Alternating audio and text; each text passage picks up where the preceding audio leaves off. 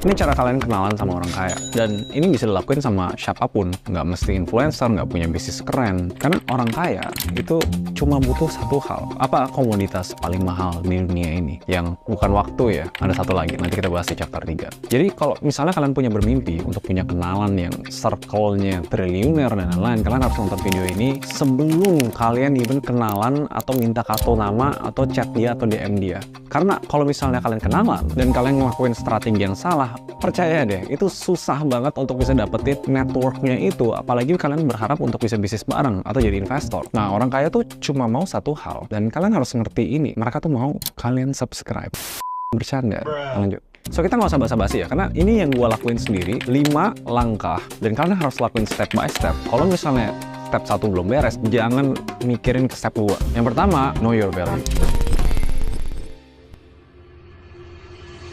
Nah, ini yang kebanyakan orang salah ya. Pas kita mikir know your value, oke, kita bisa apa, kita jago apa, kita udah belajar course apa, kita lulusan apa, itu semuanya bos. Ini sama kayak analoginya di buku How to Win Friends and Influence People. Lu kalau naik perahu, mau mancing, mau dapat ikan yang bagus, apakah lu mancing dengan umpan, yaitu hal yang lu sukai, atau hal yang disukai sama ikan itu? Lu nggak mungkin dong mancing, kalau gue suka Indomie ya, gue mancing pakai Indomie umpannya. Itu bodoh.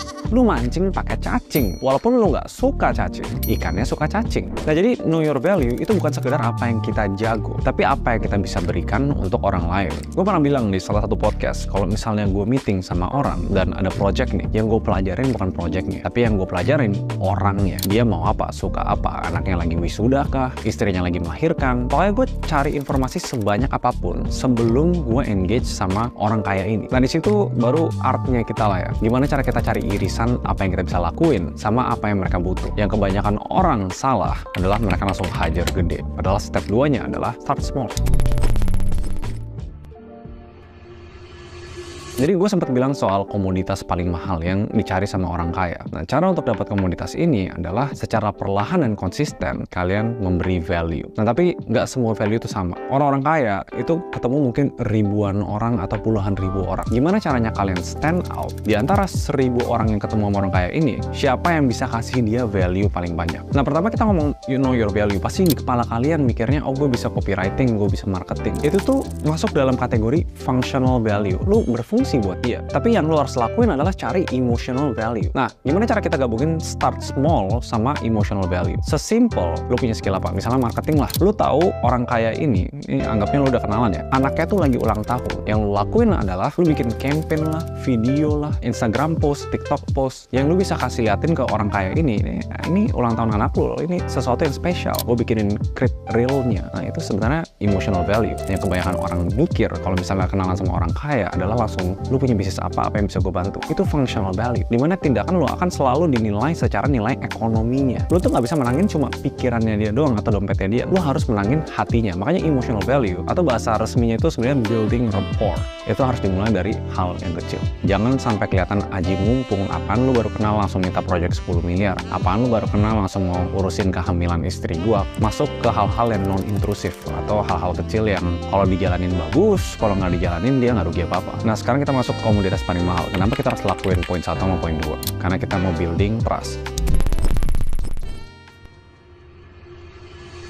Securing di trust atau gimana cara kita ngunci orang ini percaya sama kita dan kita bisa dapat project yang gede dari mereka, itu ada 2 sumbu. Sumbu waktu dan sumbu tindakan. Konsistensi adalah dalam waktu yang panjang kita bisa ngasih tindakan atau kasih value yang terus-menerus. Nggak cuma sekali doang, nggak cuma 2 kali doang. Dan konsistensi ini juga dinilai dari 2 poin, yaitu tangible sama intangible. Tangible itu sesuatu yang nyata. Kita bantu marketing bisnisnya, omsetnya naik, kita turunin cost-nya, kita ekspansi ke wilayah lain, kita naikin follower social medianya. Itu semua bisa diukur. Tapi kebanyakan orang, again, banyak banget yang mikir semuanya tentang angka, transaksi, padahal yang paling penting itu intangible-nya. Karena kita lupa, kalau kita terlalu transaksional, kita bantu bisnisnya dia nih. Jadi setiap meeting kita mikirnya efektif.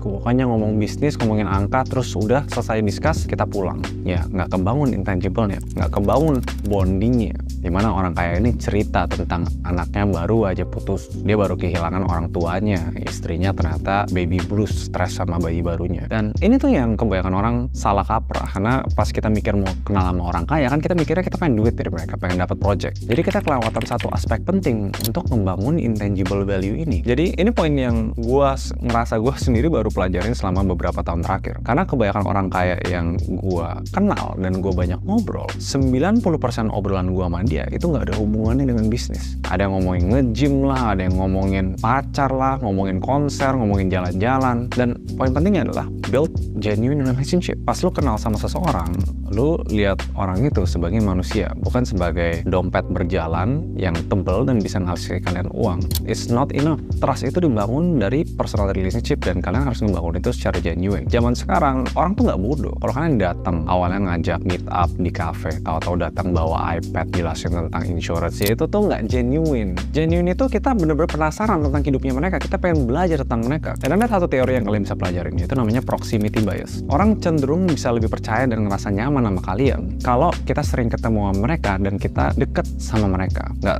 antara meja yang panjang karena kita lagi meeting bisnis. Kadang sesimpel lagi jalan bareng, kita mau makan, mau lihat rumah barunya, lagi bantu mikirin kado apa buat anaknya ulang tahun. Di situ baru pelan-pelan orang bakal terbuka. Pas orang terbuka, kita jangan cuma thank you ya udah terbuka. Kita harus ikut terbuka juga. Dan ini sebenarnya yang ngebedain orang-orang yang hebat dalam kenalan sama orang kaya dibanding orang-orang yang kelihatannya butuh 20 tahun untuk sampai bisa project bareng. Atau jangan-jangan harus suap kiri, suap kanan, cari orang dalam. Sebenarnya ada tips lagi sih, tapi gue pengen bahas di video selanjutnya. Kalau misalnya mau kenalan sama orang kaya banget, cara paling simpel ya kalian cari -1 atau nggak -2-nya mereka. Sumpah itu gampang banget buat kenal sama orang kaya. Nah, poin terakhir, genuine relationship itu tadi awalnya gue bikin jadi poin terakhir, tapi ada satu hal yang di dunia tipu-tipu ini karena banyak yang pengen kenal sama orang kaya adalah over delivering. Apapun yang kita bantu, apa kita promise ke orang-orang ini, dan kita tahu nih mereka ekspektasi 10, selalu deliver 12 atau 15 atau 16, karena udah jadi status quo-nya kalau orang berekspektasi 10 mereka bakal dapat 10. Cuma segelintir orang yang bisa ngasih 12 pas mereka minta 10. Contoh paling simpel, orang kaya ini minta kalian untuk selesain satu project marketing lagi, misalnya campaign. Oke, dikasih 1 miliar, segini banyak KOL, influencer, dan segini banyak ads. Biasanya agency itu ngambil 40 atau 30% margin. Di beberapa kasus, kalau tergantung ya, kita bisa nilai kayak apakah project ini tuh ada nilai emosional buat dia. Kita kurangin marginnya sampai 20%, mungkin beberapa kasus sampai 10% aja. Dan kita bisa over deliver, dan itu akan stand out. Semua kombinasi poin-poin dari 1 sampai 5, ujung-ujungnya adalah kita secara konsisten ngasih value yang sifatnya emosional, dan kita punya genuine relationship sama dia. Kalau misalnya kalian udah kenalan nih sama satu orang kaya, kapan terakhir kalian ngajak dia main tenis bareng, atau main pingpong bareng, atau nanya tentang anaknya, atau ngopi bareng? Mayoritas dari kalian itu jarang melakukan itu. Kemungkinan besar kan kalian ini either pelajar nih, atau nggak profesional, atau nggak pemilik bisnis. Kemungkinan besar, satu titik di karir kalian pasti pernah ketemu sama orang yang powerful atau kaya. Pasti nggak kepikiran untuk gimana caranya ngajak dia minum kopi bareng, atau main tenis bareng. Ya itu, kalian harus ngelakuin step 1 sampai step 5. Itu kalau udah kenal. Tapi nanti mungkin kalau kalian mau, di video selanjutnya gue bakal share-share gimana cara punya akses atau bisa kenal sama ratusan konglomerat nih. Kalau gue punya privilege, gue udah punya platform nih ke social media. Jadi jujur nggak susah untuk gue kayak tiba-tiba DM terus ada direkturnya siapa bisa gue ajak ketemu. Tapi kan dari dulu gue nggak kayak gitu. Dan ada tips-tipsnya sebenarnya. Cuma ya mungkin video selanjutnya. I'll see you guys next video. Bye-bye.